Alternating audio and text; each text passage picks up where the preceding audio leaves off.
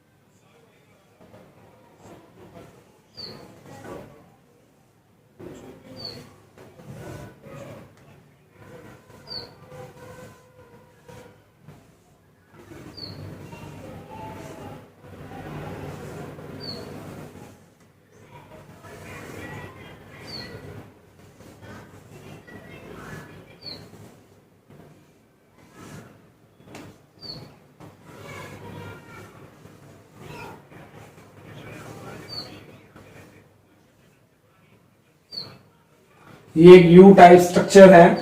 ये हमारे पास स्टमक है, यहां पर ये लीवर है हमारा, ये गॉल ब्लैडर। तो ये यही डायग्राम अब हमारे पास दोबारा फिर आ गया। अब इसके पार्ट्स वही हैं, सेम रहेंगे। जैसे हमने थर्ड लेक्चर में इसके पार्ट्स लिखे थे वैसे ही लिख सकते हो। ये सलेवरी ग्लैंड यहां पर होती है, सलेवरी ग्लैंड,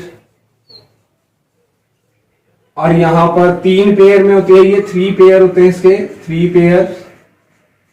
और 3 पेयर्स में ये ग्लैंड जो होती है वो अलग अलग टाइप की ग्लैंड्स हैं। जैसे इसको हमने बोल दिया सबलिंगुअल ग्लैंड बोला था।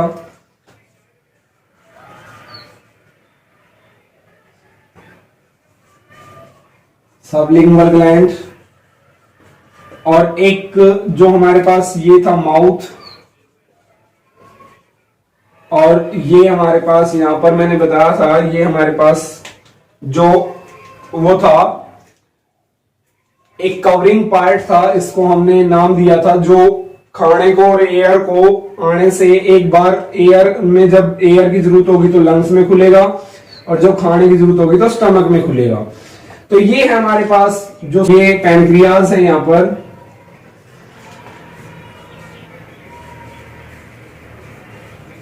पैनक्रियाज ग्लैंड है, ये स्टमक है, और ये इसको मैंने नाम दिया था एपिगोल्टिस। एपिगोल्टिस। और इसका हमने देखा था एपिगोल्टिस में माउथ में sublingual gland, pituitary gland, parotid gland, sorry,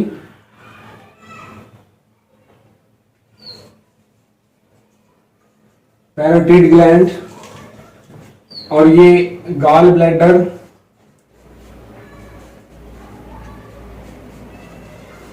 gall bladder, ये लीवर, ये स्मॉल इंटेस्टाइन,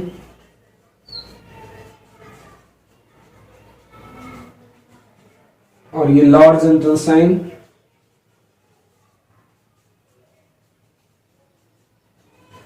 ये एनस और ये अपेंडिक्स।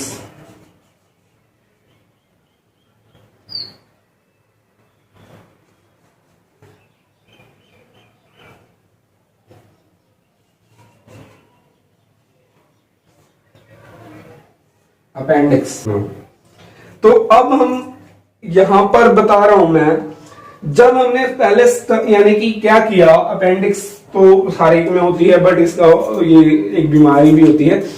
अब यहां से जैसे हमने माउथ से खाना, जैसे ही माउथ में खाना गया तो यहां पर क्या हुआ, हमने उसको च्वीम किया, पहले तो उसको च्वीम किया और च्वीम करने के बाद वो यहां पर जाएगा, सीधा कहां जाएगा, स्टमक में।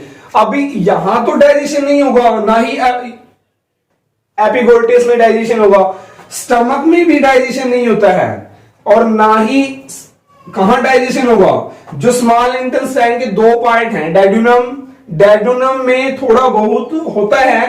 अब वो देखते हैं कहां कहां कैसे होता है। तो हम सबसे पहले मैकेनिज्म पढ़ रहे हैं। तो मैकेनिज्म में मैंने बताया, मैकेनिज्म ऑफ डाइजेशन, क्या पढ़ रहे हैं, मैकेनिज्म ऑफ डाइजेशन हम पढ़ रहे हैं।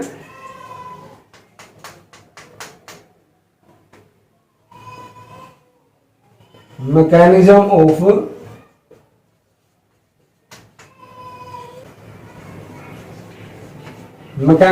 डाइजेशन। तो मैकेनिज्म ऑफ डाइजेशन हम पढ़ रहे हैं।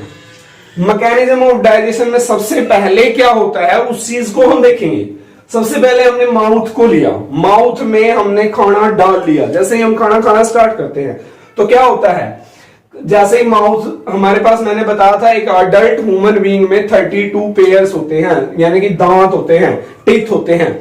तो जैसे ही हमने च्यूइंग करना स्टार्ट किया तो आफ्टर दैट क्या हुआ कि इट इज ए, यानी कि ये क्या है, पहले तो इस चीज को लिख दो कि ये क्या चीज है। पहले मैं इस चीज को लिख रहा हूं कि ये क्या चीज है, ये चीज क्या है, यानी कि क्या लिख सकते हैं हम इसको,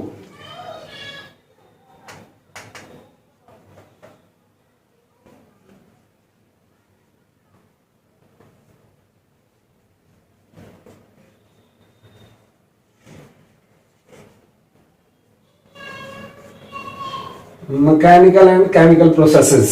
ये क्या है भाई, एक तो मैकेनिकल भी है और केमिकल प्रोसेस भी है, मैकेनिकल प्रोसेस भी है और केमिकल प्रोसेस भी है। तो अब देखो प्रोसेसेस है ये दोनों की दोनों, केमिकल प्रोसेस भी है और मैकेनिकल प्रोसेस भी है, दोनों प्रोसेसेस होती हैं इसमें। अब सबसे पहले क्या हुआ, जो ह्यूमन बीइंग है ना, इंजस्टेड द फूड, अब वो इंजस्ट करेगा, जैसे उसको फूड लेगा, भोजन लेगा in human being. Second point लिखेंगे,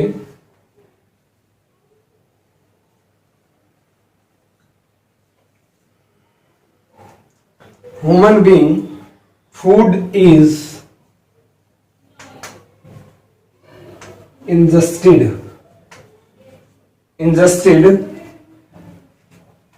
through the mouth, यानी कि देखो अमीबा ने लिया था, वही प्रोसेस हो रही है, अमीबा ने लिया था, थ्रो इंजस्ट किया था थ्रो ए बॉडी, बट यहां पर क्या होगा, माउथ के द्वारा, क्योंकि वो सिंगल सेलुलर ऑर्गेनाइज्म था, सेलुलर ऑर्गेनिज्म यानी कि मल्टी सेलुलर ऑर्गेनाइज्म है। अब थ्रो द माउथ, माउथ के द्वारा, in buccal cavity, in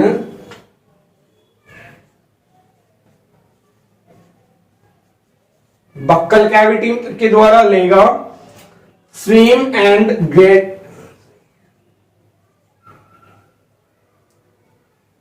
swimming and grinding,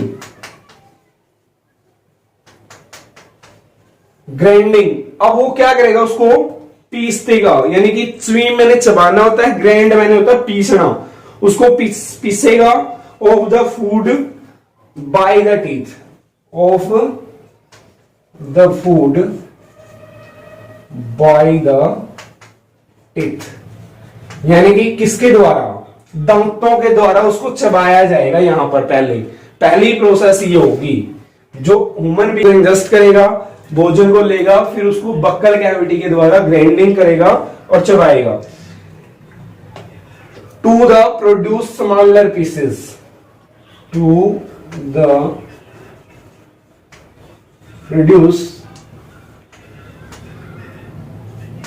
smaller pieces. अब छोटे छोटे टुकड़े हो जाएंगे, बारीक बारीक से टुकड़े हो जाएंगे। अब इसने यहां पर ये तो काम कर लिया, बारीक बारीक टुकड़े तो बना दिए।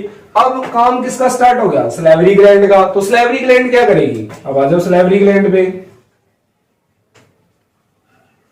सलेवरी ग्लैंड्स, अब सलेवरी ग्लैंड्स क्या करेंगी? वो उसका काम क्या है?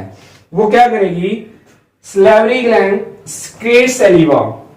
Salivary gland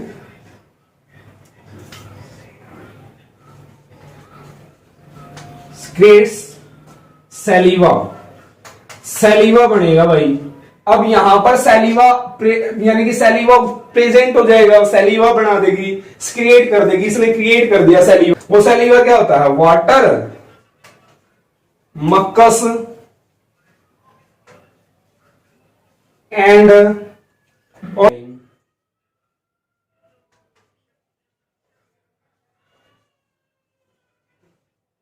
salivary enzyme. तो ये चीज आएंगे उसमें, वाटर, मक्कस और सलेवरी एंजाइम, जो सैलिवा प्रेजेंट हुई है। तो अब आ जाओ, अब किसकी बारी आ गई? टंग की। किसकी बारी आ गई? टंग की। जो टंग है हमारी, टंग, जो टंग है उसकी बारी आ गई। तो वो क्या, अब दूसरी प्रोसेस होगी।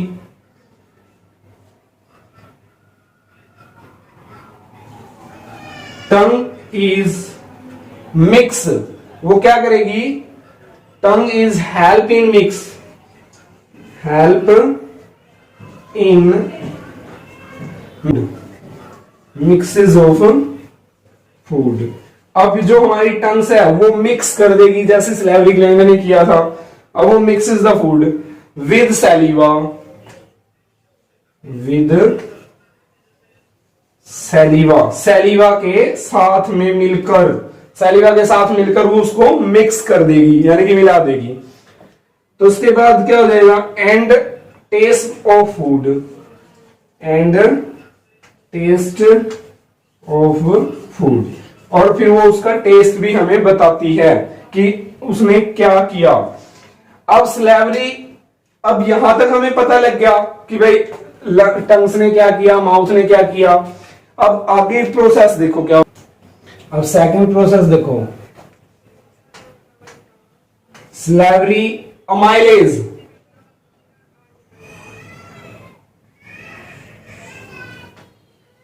सलेवरी अमाइलेज या फिर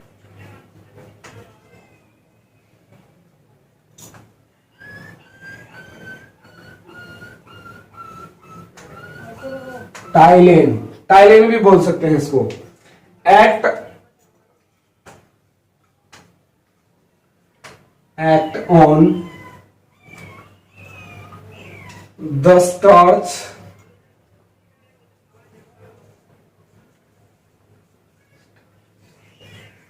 and convert into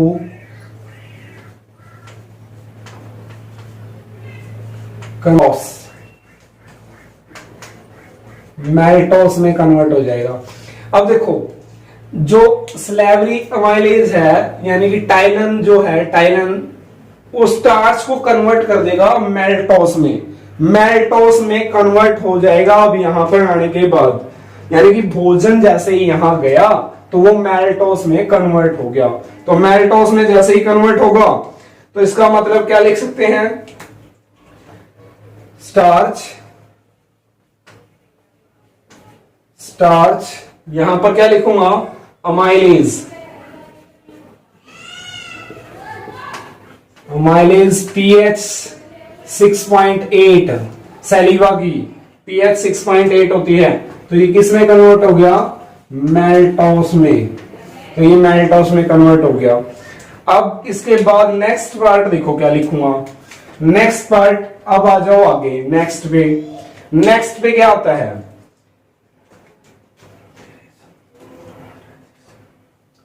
अब यहां पर there is no digestion,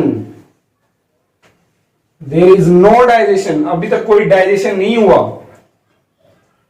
not digestion taking place,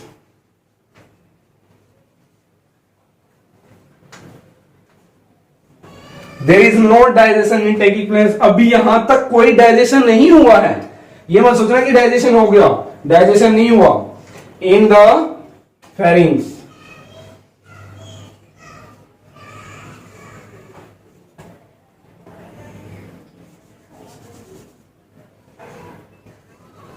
pharynx and esophagus.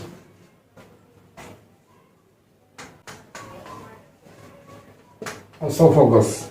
Taking place in pharynx and esophagus. अभी तक यहां पर कोई डाइजेशन नहीं हुआ है. नाउ फूड, अब देखो कहां चला गया फूड, नेक्स्ट में now food is comes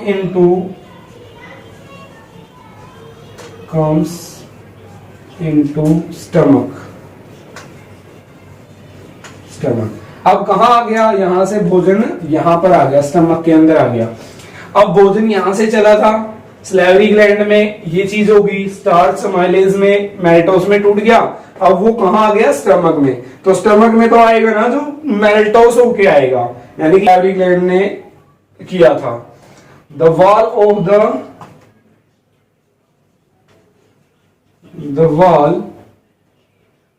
the wall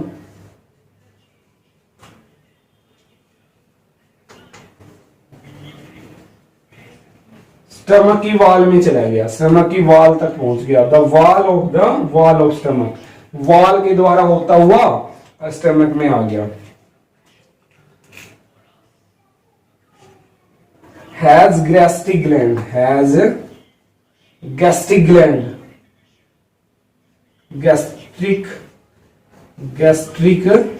gland, जो गैस्ट्रिक ग्लैंड है which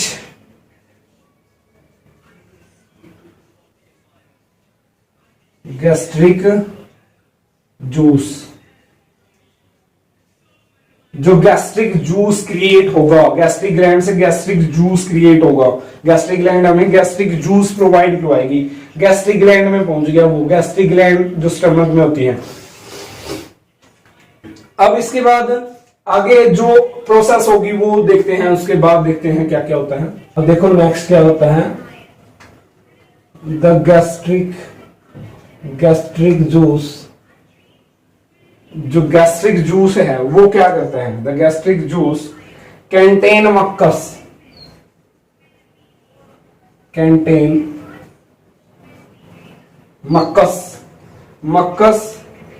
HCl and pepsin, HCl and pepsin में यानी कि यहां पर प्रोटीन डाइजेस्टिव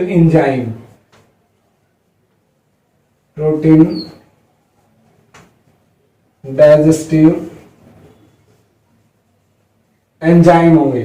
तो यहां पर पहुंच गया स्टमक में, स्टमक ने क्रिएट किया बाइल, यानी कि गैस्ट्रिक जूस कंटेन मक्कस, यानी कि HCl भी यहां पर मक्कस लेयर में होता है, जो एक लेयर है कंटेन, मक्कस लेयर में HCl है और पेप्सिन है.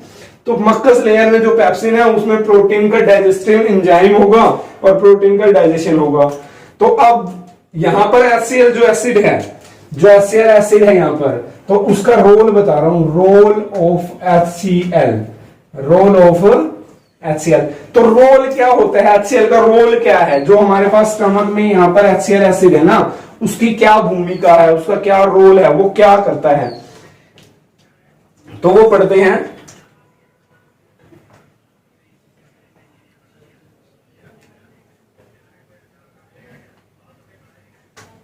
It make the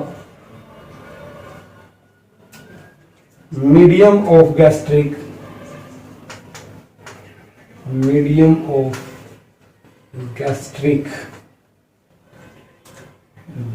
juice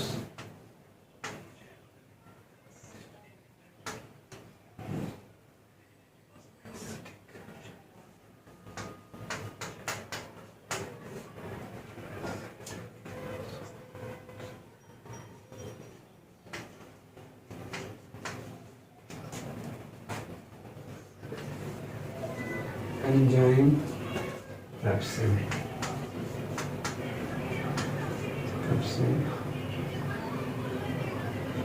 can digest protein.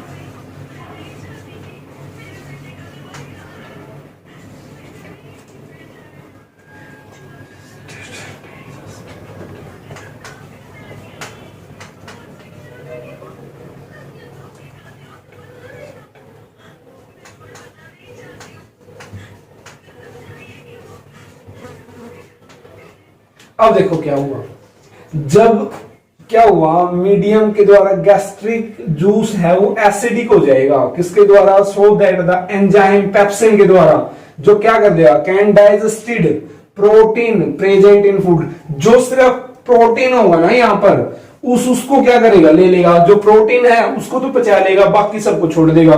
तो यानी कि गैस्ट्रिक जूसेस के द्वारा होगा ये pepsin can digested protein present in food. तो पेप्सिन क्या करेगा, प्रेजेंट करेगा, यानी कि प्रोटीन को ही डाइजेशन करेगा जो प्रेजेंट है फूड के अंदर। और अब देखो नेक्स्ट पार्ट में क्या करता है,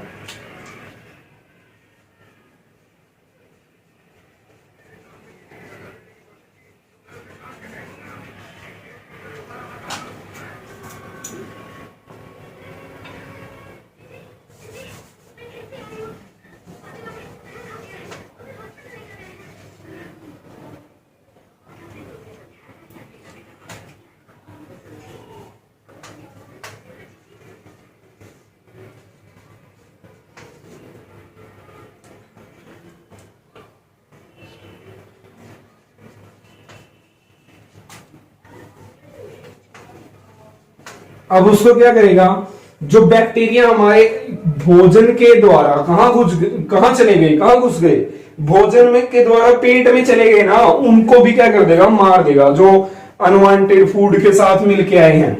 यानी कि enter kill any bacteria which many enter into the stomach with food, जो भोजन के साथ आए हैं विद फूड, जो बैक्टीरिया अनवांटेड बैक्टीरिया हो सकते हैं उनको किल कर देता है ये यहां पर आने के बाद। तो अब देखो आगे क्या होता है, pepsin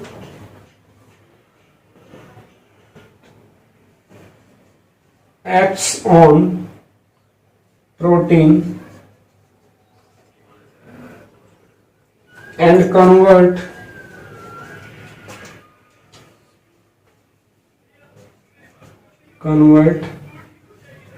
taken into simpler peptides molecule, peptides molecules. अब वो क्या करेगा, पेप्सिन क्या कर देगा, प्रोटीन को कन्वर्ट कर देगा, किसमें, सिंपलर पेप्टाइड्स मॉलिक्यूल में कन्वर्ट हो जाएंगे। अब प्रोटीन कन्वर्ट हो जाएगा पेप्टाइड्स में। देखो कैसे कन्वर्ट हुआ, जैसे ही यहां पर खाना पहुंचा तो यहां पर जो पेप्सिन है वो क्या करेगा, प्रोटीन निकाल लिया था उसने, तो उसने प्रोटीन ले लिया, प्रोटीन्स, उसमें यहां पर क्या आएगा, HCl या पेप्सिन लिख सकते हैं, HCl, जिसकी पीएच वैल्यू होती है 1-2, पीएच वैल्यू होती है 1 से 2, pH equal to 1-2, simpler peptides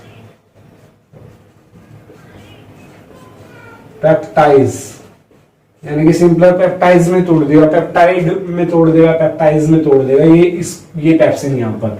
तो ये हो गया हमारे पास, अब स्टमक का काम हो जाएगा। उसके बाद जो हमारे पास होगा वो पैनक्रिएटिक जूस की बारी आ गई। अब next pancreatic juice, pancreatic juice. तो पैनक्रिएटिक जूस पैनक्रियास ग्लैंड ने सीक्रेट किया, ये पैनक्रियास ग्लैंड थी जो हमारे पास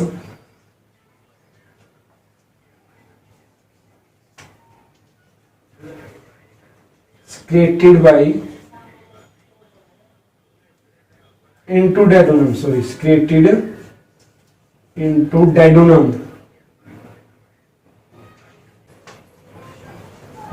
में, तो duodenum में पैनक्रिएट जूस सिक्रेट हो गया। और जैसे ही पेनक्रिएट जूस क्रिएट हुआ डेडुनम में, वो उसके बाद क्या करेगा, which contain many enzyme, which contain many enzyme, जहां पर बहुत सारे एंजाइम होंगे, जहां पर बहुत सारे एंजाइम बनेंगे, यहां पर बहुत सारे एंजाइम बनेंगे। जब ये डेडुनम लेयर है, ये देखो ये डेडुनम लेयर है, यहां पर देखो मैं रेड मार्कर से दिखा रहा हूं, ये यहां पर डेडुनम लेयर है। तो ये डेडुनम में जब पैनक्रिएटिक जूस रिलीज हुआ तो डेडुनम में यहां पर बहुत सारे एंजाइम प्रोड्यूस हो जाएंगे, होंगे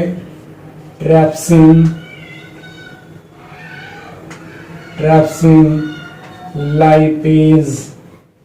इसके बाद और क्या होगा यहाँ पर डेडुनम में, trypsin, lipase,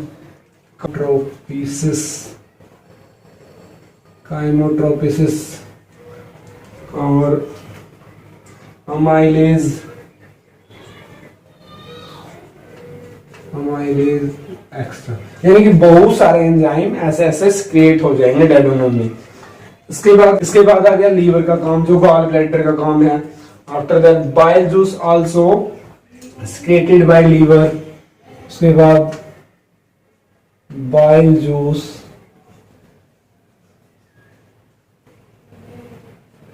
secreted by liver bile juice create कर देगा।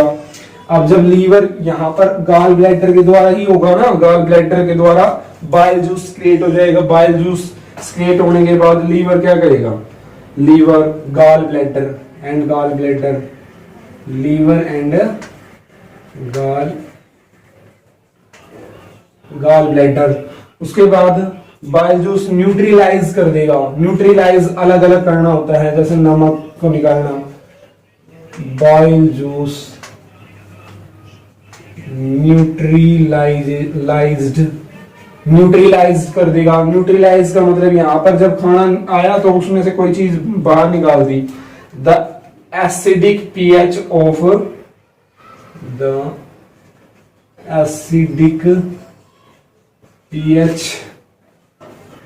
जो एसिडिक पीएच होगी, जिसकी पीएच ऑफ फूड, जिसकी पीएच वैल्यू एसिडिक बिहेव रखेगा, जो एसिड होगा यानी कि जो खट्टा हो जाएगा, जैसे खट्टा होते हैं एसिडिक एंड मेक द वो बना देगा। फिर क्या चीज बना देगा, फूड एल्कलाइन में ले आएगा उसको, एल्कलाइन बना देगा उसको। एल्कली मेटल जो होते हैं, ये पढ़ोगे उसमें 5th चैप्टर में पढ़ोगे इनको, alkaline metal, food alkaline and nature alkaline nature हो जाएगा उसका, बिकॉज पैनक्रिएटिक एंजाइम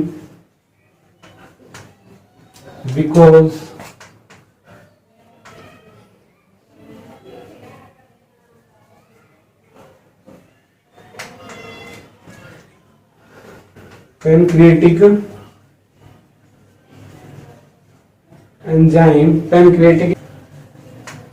इंटरस्टीनल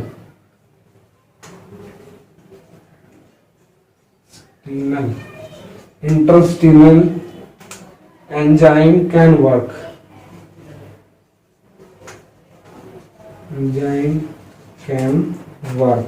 और वो काम करना स्टार्ट कर देंगे। जो पैनक्रिएटिक एंजाइम है और इंटरनल स्टीनल एंजाइम है जो अंदर है, वो काम करना शुरू कर देते हैं, फिर वो काम करने लग जाएंगे जैसे ही डेडुनम में ये क्रिएट होंगे। एल्कलाइन मीडियम,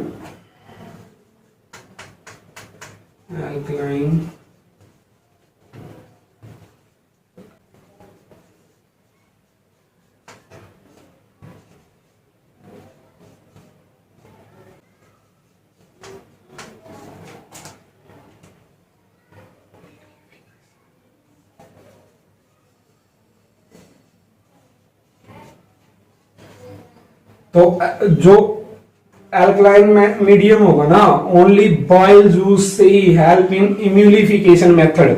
इम्यूलिफिकेशन मतलब क्या होता है? ऑक्सीडेशन। ऑक्सीडेशन यानी कि ऑक्सीडेशन को निकालना, यानी कि ऑक्सीडेशन का आना, ऑक्सीजन मिल जाएगी उस भोजन में, तो ऑक्सीजन मिल जाएगी। जो एंजाइम प्रेजेंट इन जूसेस, जो एंजाइम प्रेजेंट होते हैं ना, उनको ऑक्सीजन प्राप्त हो जाएगी।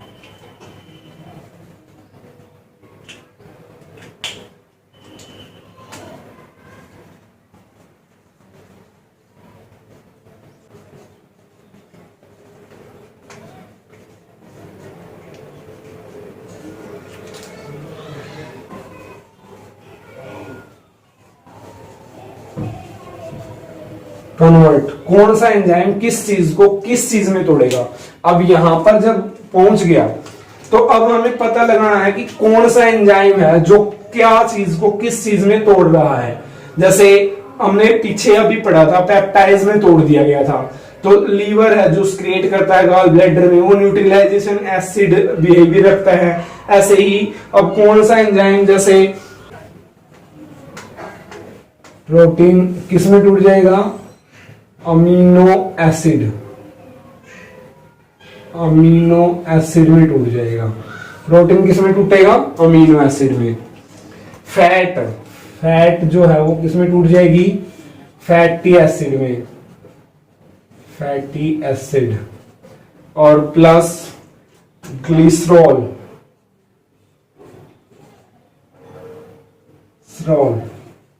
ग्लिसरॉल में टूट जाएगी। कार्बोहाइड्रेट है वो ग्लूकोज में, कार्बोहाइड्रेट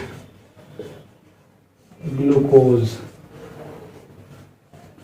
ग्लूकोज में। तो ये प्रोटीन अमीनो एसिड में, फैट फैटी एसिड में, ग्लिसरॉल में, कार्बोहाइड्रेट ग्लूकोज में तोड़ देता है। तो ये होता है हमारे पास digestion. After digestion, after digestion is convert, the food is convert। तो आफ्टर डाइजेशन के बाद जो फूड है वो कन्वर्ट हो जाता है किसमें? Into small soluble, small soluble किसमें? are absorbed by the small, जो स्मॉल इंटेस्टाइन में एब्जॉर्ब हो जाता है। सिंपल सोल्यूबल सब्सटेंस में टूट गया, absorbed by the small intestine, उनको एब्जॉर्ब कर लेती है। स्मॉल इंटेस्टाइन का कौन सा पार्ट? इलम, इलम पार्ट में ये एब्जॉर्ब हो जाता है। These are माइक्रोविलाई, ये छोटी छोटी सेल्स यानी कि छोटी छोटी माइक्रोविलाई होती है, जो मैंने बताया था पहले ही, छोटी छोटी माइक्रोविलाई होती है जिससे पेट फूलता है, वो होता है माइक्रोविलाई।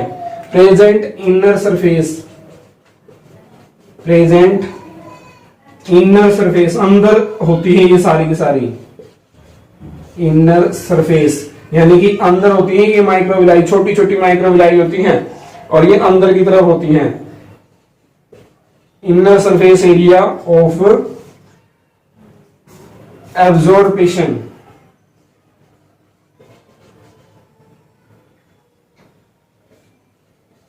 एब्जॉर्प्शन जो उनको एब्जॉर्ब कर लेती हैं किसी चीज को, जैसे प्रोटीन फैट विटामिन को एब्जॉर्ब कर लेंगे। अब और फूड लगा लो, ऑफ फूड, जो फूड को एब्जॉर्ब कर रही है। स्मॉल इंटेस्टाइन ओपन होती है लार्ज इंटेस्टाइन में। अब ये स्मॉल इंटेस्टाइन कहां खुलेगी? डाइजेशन तो हो गया, स्मॉल इंटेस्टाइन में सारा डाइजेशन हो जाता है, उसके बाद ये स्मॉल इंटेस्टाइन खुलेगी कहां पर? अब ये लार्ज इंटेस्टाइन में खुलेगी। लार्ज इंटेस्टाइन में कहां पर खुलेगी उसको देखते हैं। Small intestine open into large intestine into intestine, some water is absorbed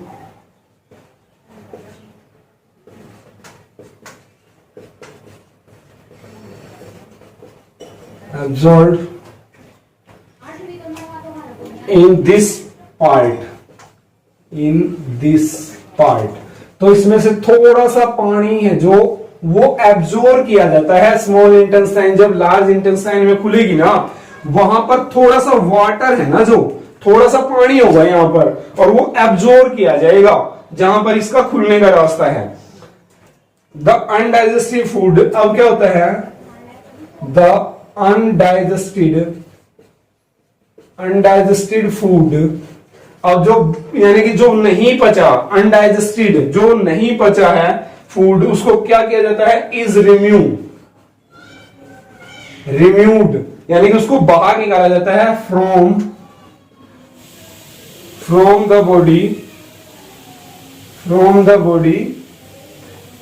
via the anus, किसके, वाया द एनस के द्वारा उसको बाहर निकाला जाता है। अब जो अनवांटेड यानी कि अनडाइजेस्टेड भोजन है, फूड है, उसको बाहर निकाला जाएगा। उस प्रोसेस में हम एक्सक्रेशन कहेंगे, एक्सक्रेशन प्रोसेस आएगी यहां पर, ठीक है। जैसे ही हमने, अब ये था हमारे पास mechanism of digestion. Next video में हम पढ़ेंगे ट्रांसपीरेशन इन प्लांट।